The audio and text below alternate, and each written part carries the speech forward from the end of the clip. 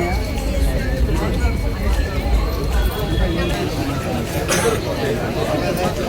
ఇబ్బందులు ఉన్నాయా? నో అని చెప్పన్నారా? నో అని చెప్పాను కదా, నిజం చెప్పండి. పోనీ మీకు ఏమైనా కావాల్సిన ఇంకేమైనా ఉన్నాయా చెప్పాలా? మీకు ఇంకేమైనా కావాల్సిన ఉంటే చెప్పండి. మాకు ఈ విధమైన చేస్తున్నారు. ఇంకా కావాల్సిన ఏమైనా ఉన్నాయా?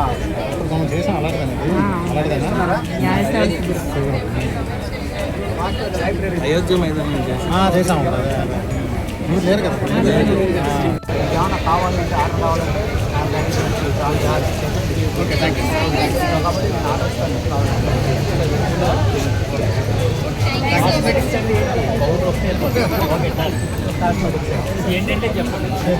మనందరం కూడా లా చదువుకున్నటువంటి ఆఫీసర్సు, మరి న్యాయవాదులు, ఈ కక్షిదారులందరికీ కూడా ఈ యొక్క ఫలాలు చెరువులోకి వెళ్ళేటట్టు మనందరం కూడా కృషి చేయాలని ఇవ్వడానికి గాను కొంతమంది ఫిజికల్లీ హ్యాండిక్యాప్డ్ పర్సన్స్ వాళ్ళంతా ఉన్నారు. వాళ్ళందరికీ కూడా బెనిఫిట్ అందజేస్తున్నారు గవర్నమెంట్ వారి తరఫున. మరి దీన్ని వైడ్గా పత్రికా రంగం వారు పబ్లిష్ చేసి మరి పేదలకు ఉన్నటువంటి ఈ సంక్షేమ పథకం సభకు నమస్కరిస్తూ వేదికలు అలంకరించేటువంటి పెద్దలకి, వేదిక ముందున్నటువంటి పెద్దలందరికీ కూడా నమస్కరిస్తూ the chief architect of the program, కార్యదర్శి district legal service authority Shri Sanjay Naidu గారు ఎంత పెయిన్ తీసుకున్నారు ఈ యొక్క ప్రోగ్రామ్ని ఏర్పాటు చేయడానికి తెలుస్తుంది. అనేక డిపార్ట్మెంట్ల నుంచి వక్తలందరినీ తీసుకురావడం కాకుండా స్టాల్స్ అన్ని కూడా ఏర్పాటు చేశారు. దీని యొక్క ముఖ్య ఉద్దేశం అందరూ చెప్పారు. ప్రభుత్వం అందించే ఫలాలు ఏవైతే ఉన్నాయో ప్రతి పౌరుడికి, ప్రతి నిరుపేదకు చివరిదాకా అందించాలనేది, అది వారు తెలుసుకోవడానికి అవగాహన కల్పించాలనేది దీని యొక్క ముఖ్య ఉద్దేశం.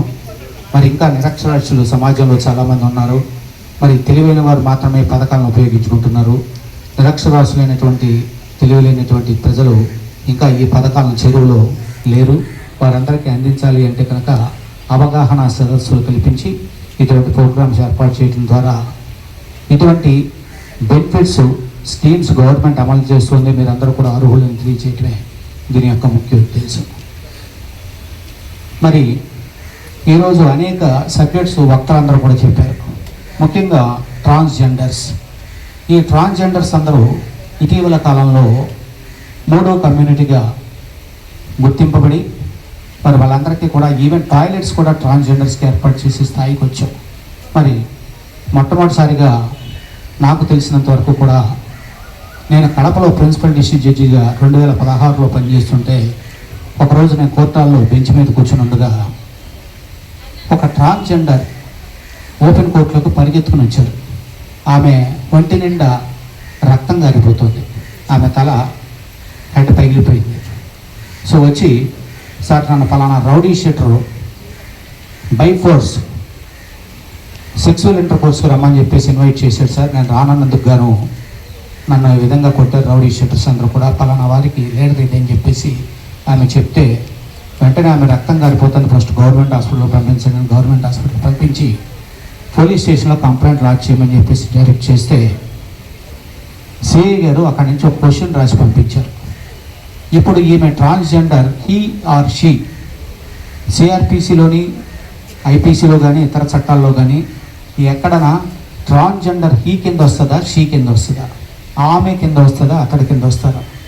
సో ఐపీసీ ప్రకారం, సిఆర్పిసి ప్రకారం he or she must be given complaint.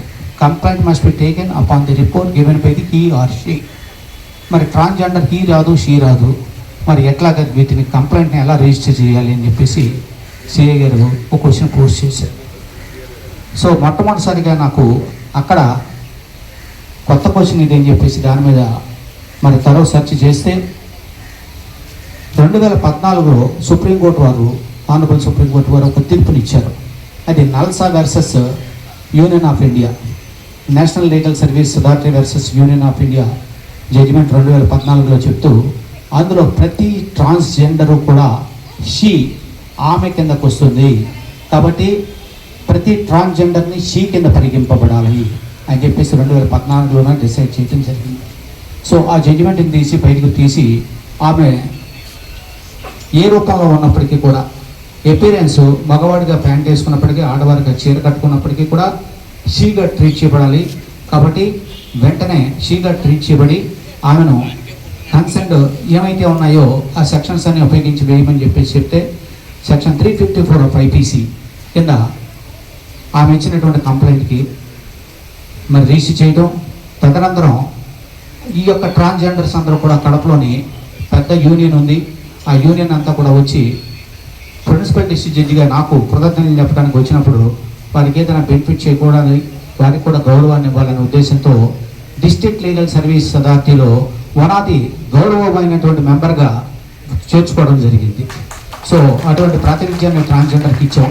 అంతేకాకుండా ఆ యొక్క ట్రాన్స్జెండర్స్ అందరూ కోరినటువంటి మేరకు సార్ మేమందరూ కూడా ఆల్మోస్ట్ ఆల్ బెగ్గింగ్ చేసుకుంటున్నాం, మాకు ఏమైనా ఉపాధి కల్పించడానికి ఏమైనా ప్రయత్నం చేయండి అంటే, మరి ఉపాధి కల్పించాలంటే ప్రతి అప్లికేషన్లో కూడా హీ ఆర్ షీ అనే ఉంది, మరి ట్రాన్స్జెండర్ అనే పదం అప్లై చేయడానికి లేదు.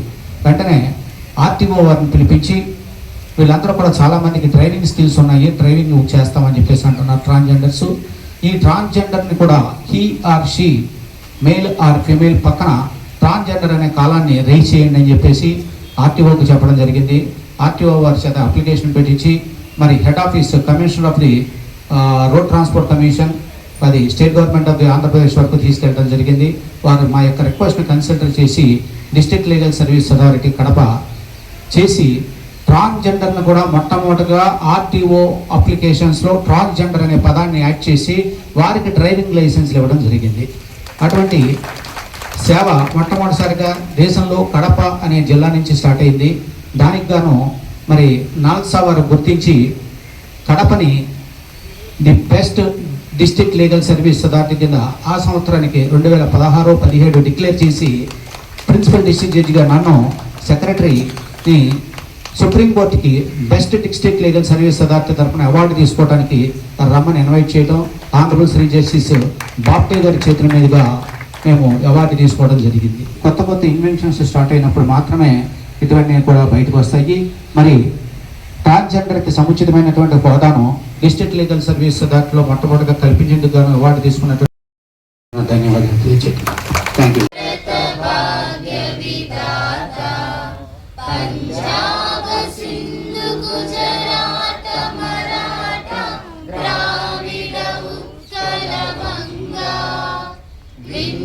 हिमाचल यमुना गंगा उच्चल जलधि तरंगा तव शुभ नामे जागे तव शुभाशिष मागे गाहे तव जय गाथा जनगण मंगलदायक जय हे भारत भाग्य विधाता जय हे जय हे जय हे जय जय जय जय हे జై మన విశాఖపట్నం జిల్లా బార్ అసోసియేషన్ ప్రెసిడెంట్ అయినటువంటి శ్రీ సన్యాసరావు గారికి, అలాగే మన ఉమ్మనెట్ చంద్రబాబు పీడీ గారికి, అలాగే డిజబిలిటీ డిపార్ట్మెంట్కి చెందిన జాయింట్ డైరెక్టర్ మేడం గారికి, అందరికీ కూడా ఈ కార్యక్రమానికి వచ్చేసినటువంటి మన జిల్లా అదనపు జిల్లా న్యాయమూర్తులందరికీ పేరు పేరున, అలాగే నా తోటి